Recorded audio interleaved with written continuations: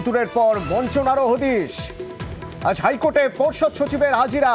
যোগ্য হয়েও 2 বছর চাকরি মেলেনি। মধ্যশিক্ষা পর্ষদ সচিবকে শোকজ করে হাইকোর্ট এজলাসে হাজিরা দিয়ে ব্যাখ্যা তলব করেছে।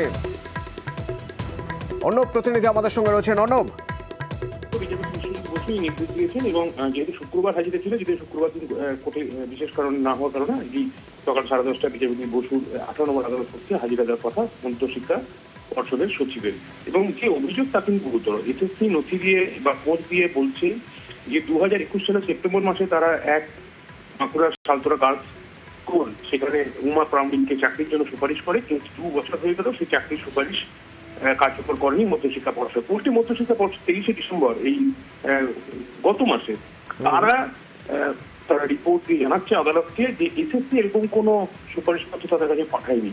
এবং এসএসসি যখন সফট এবং হার্ড কপি 2021 সালে পাঠানোর পুরো নথি দেখিয়ে দেন বিচারপতি বসুকে, তখন বিষয়টা সামনে আসে।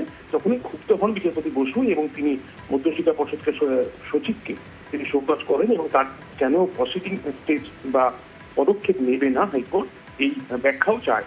আর সকাল 10:30 তার এগুলো আসার কথা, 10:30 বা 11টার মধ্যে তার এগুলো আসার কথা, এবং সেক্ষেত্রে কি হয় সেদিকে অবশ্যই আমাদের নজর থাকবে। ধন্যবাদ অর্ণব। নিয়োগ দুর্নীতিতে তোলপাড়, ভুরি ভুরি অভিযোগ, মামলার পাহাড়।